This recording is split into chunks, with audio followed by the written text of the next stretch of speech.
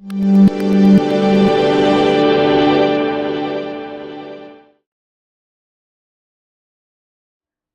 everyone. So, as Lucy said, I'm the first Deputy Commissioner of the Mayor's Office of Media and Entertainment. I'm so delighted to have this opportunity to speak with Maysaloun Hamoud. It's let me correct you. Sorry, Maysaloun. Maysaloun. Yeah, Did I get it? and good morning for you all. So as Lucy referenced, her debut film, In Between, as it's called in English, has won international acclaim around the world. I think I read that it has won awards in every festival that it was premiered in. The film, which, as I said, is called In Between, tells the story of three very different Palestinian women who are living together in an apartment in Tel Aviv. And the in-between references the different worlds that they go in between. The traditional Palestinian culture in which they grew up versus the cosmopolitan city that they find themselves in. And the Palestinian community in which they're a part of, but also the Israelis that they live amongst and that they work amongst. And the difference between the ways in which they're expected to live and the more unrestricted lives that they aspire to lead. It has been heralded as a seminal breakthrough film, but has also led to some serious consequences, including a fatwa that was issued against Maysaloun. The film has also been banned in certain Arab villages, and a slew of death threats have been issued against her. So before we begin our conversation, let's play the trailer for the film. Yeah. صباح الخير. صباح النور. بيقدر يجي خطيبي لهون المساء؟ حبيبتي، وين شايفة شالت للحريم فقط؟ جيبي من ما بدك. وعليكم السلام نور. صرت تل أبيب؟ هسه فايت، شو العنوان؟ مش ممكن أهلك بيعرفوا إنك لزبية؟ اطلعي لا ما اقدرش حبيبتي شرفي. سلمى هذا وسام خطيبي. ما اقدرش. مرحبا. وإيش بصير إذا أنا باكل اللي بدي إياه وبلبس اللي بدي إياه كمان؟ بتفكر حالك عايشة في أوروبا؟ لا ما اقدرش حبيبتي جربي. لا ما اقدرش وجينا يا ناس غالبنا. زمان ما حسيتش قلبي. الحمد لله. الحمد لله.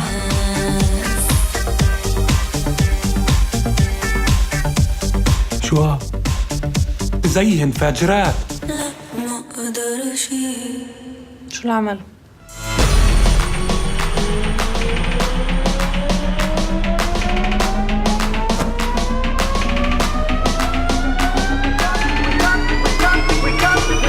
We come to you in a peaceful demonstration.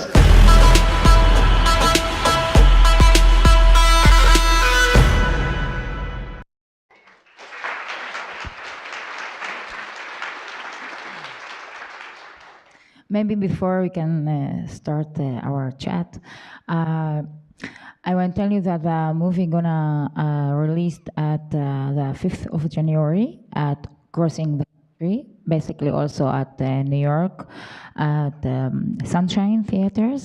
So you all more than invited to go and watch the movie for sure. You should definitely go and see it. So as I think you can tell from the trailer, this film shows Palestinian women in a way that we have not seen before in cinema. And one of the things that our office has been focused on for the past few years is the underrepresentation of women, both in front of the camera and behind the camera. And the statistics are not good. If you look at the top grossing films of last year, only 4% of them had female directors, only 13% had female writers, 20% had female producers, and only 34% had a female lead character. So we are particularly thrilled to see a film like yours with a female writer, director, and cast garner the international success that it has. And those statistics, and this was referenced in the panel just prior, those statistics are important because there are so many women whose stories are not being told and whose perspectives are not being seen. And that's why, one of the reasons why this film is so extraordinary. It shows the day-to-day life, the trials and tribulations of a generation of Palestinian women that has never before been depicted in film. So I'm interested to know, why was it important for you to tell the story of these women in particular? Let's start from that. I am a woman, and I am a woman like those women. I am a part of really a new generation that you can see it all over the Arab world, and more than this, I think in all over the world too. This generation that try to find themselves and achieve their dreams that may be different than generation before, and the way of life that they want to live not matched with traditional life that they have in their societies. So this conflict, basic conflict, I live in my daily life, and I think another layer in our life is the setup that we live in, which is Palestinians, Israeli citizens, that gives us more challenges and specific conditions because we are second-class citizens inside Israel that gets more and more racist and discriminated among us. So as a part of that generation and scene, we can call that underground scene specifically, I thought that it's the time for put all that stories in the front and give them representation. And we have a lot of stories, as you just said, that we didn't start even to talk about. And this is a kind of turning point inside the Palestinian and Israeli cinema. Yeah. So one of the striking messages and the takeaways for me for the film was how universal the challenges are of the women, regardless of the backgrounds or where they live. And in the film you have three, as I said, very different female characters. One is a lawyer, one is a bartender, and one is a very religious student. And yet the issues and the challenges that they face are universal. There are scenes where there's sexual harassment on the job. One of the women is struggling whether to stay at home or forge a career. They struggle with, as you mentioned, discrimination and bias, and even more basic issues like how what you wear as a woman affects the way in which you're perceived and how you're treated. As we talked about, the film has now been viewed around the world. And I'm interested to know what the reactions have been around the world to the trials and tribulations of these women, and did you expect that it would strike the chord that it has? I have to say that when you do your own truth and you tell the stories from your own particular point of view, it can be universal.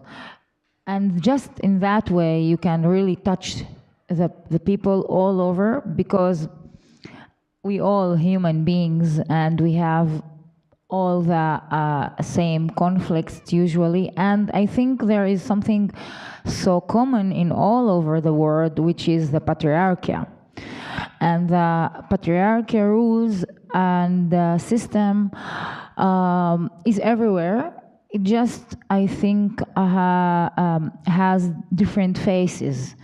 In the Western world, I think they would like to see themselves more liberal societies, but as you just mentioned, all the statistics, we know that it's bullshit. And yeah,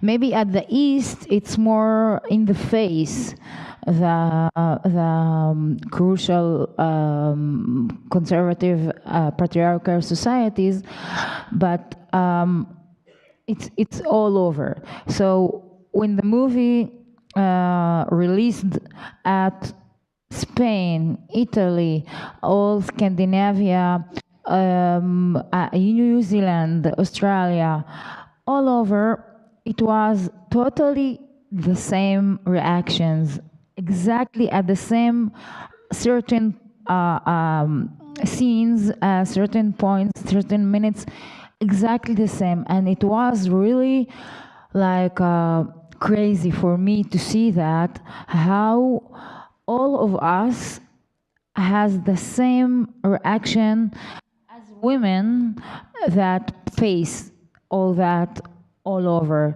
So I think also that's the answer why the movie is so successful, because of that thing, yeah. So one of the other things that occurred to me as I was watching the film and then the days that afterwards when I was reflecting on it, is the connection between women and risk-taking. And if you look at the research, it shows that we as women, our brains are wired to avoid risk-taking, whereas men who have 10 times more testosterone in their systems than we do have a greater willingness as a result to take risks, because there's a strong connection between testosterone and risk-taking. And we're also raised as women to be more compliant, to be more cooperative, and yet risk-taking is a critical element of leadership, and it's necessary to bring about change. And yet so many women are afraid to take risks and to push themselves outside of their comfort zone. And for me, your film celebrates women who take risks, women who are not afraid to chart their own path. And there are a number of scenes in the film that show that. And you yourself, in making the film, took a big risk, one that, as I said, has led to death threats and to other serious personal consequences. Can you talk about your thoughts on women and risk-taking? How did you have the confidence yourself to take the risk in making this film? How important do you think it is for women to take risks? And what can we do to encourage women to push themselves outside of their comfort zone? I can tell you a very small story that really changed all my perspective at life. In my last circle of life, not so long time ago, I have been Middle Eastern student at the university, and I was a teacher, like small life. And as I remember myself, I was writing and dreaming that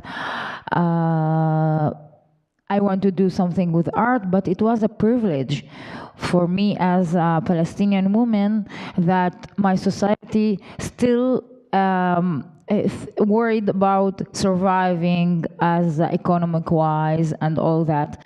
So it's not really at that time, like more than 10 years ago, to go toward this art and like the media and all that. So I had a chance to have a clinical death that really changed, totally opened a new circle of life, a new opportunity to achieve myself.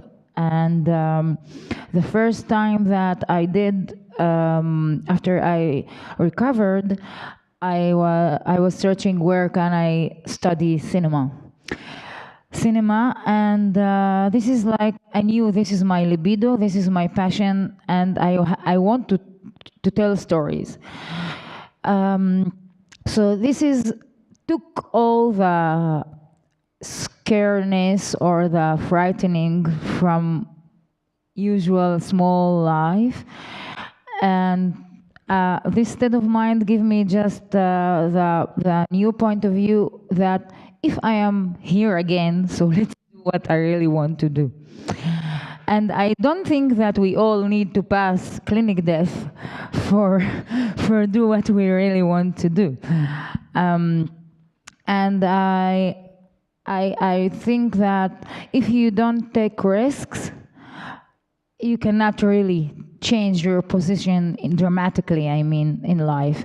And as you said, usually women are concerned about taking risks because of the society, how they will look at them, and the competition between men and women, of course, in every field.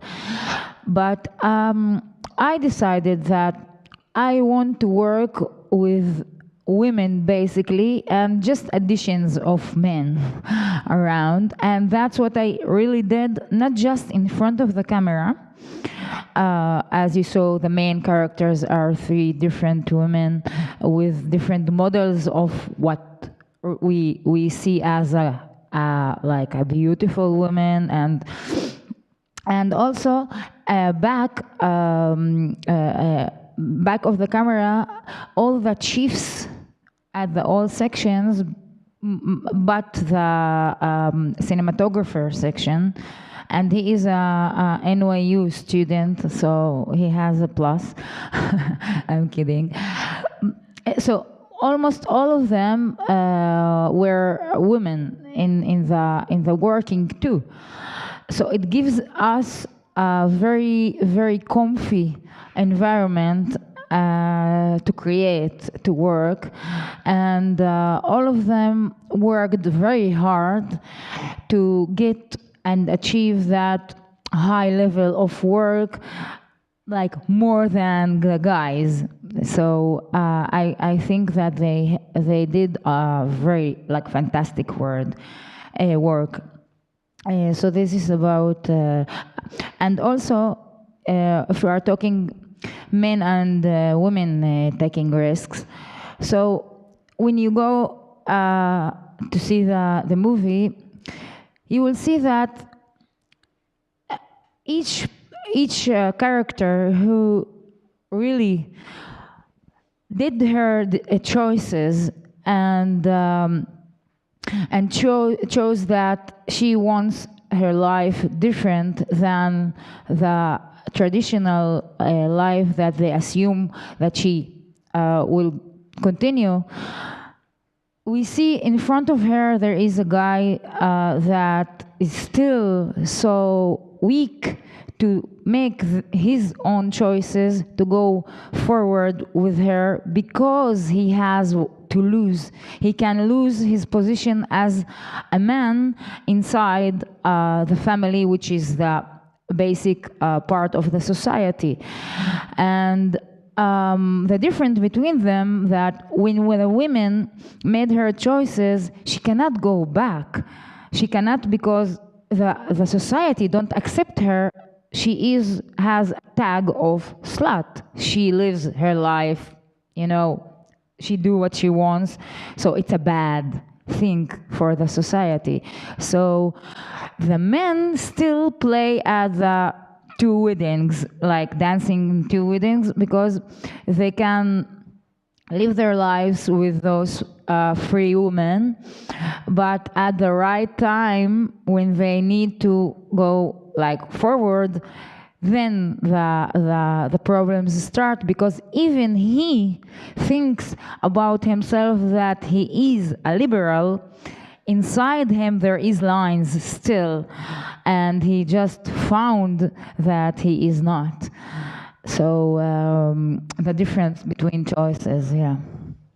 I think we're running out of time, but let me ask you one last question. The last scene of your film shows the 3 women together. They're on the balcony, and it's sort of their last moment together before they go off in their separate directions. And there is a solidarity that develops over the course of the film between these very different women. I'm reminded now of the Me Too campaign that we're seeing, and women coming forward in support of other women on a daily basis. Why do you think women's solidarity is so important? And is there a difference in the support that you get from other women from what you get in the men in your life? Basically, the essence of the movie is the sisterhood and women's solidarity as a solution for a better world. Totally. I think when women will lead in all the fields, our world is going to be better 100%, I'm sure. We need each other to empower ourselves to do big moves.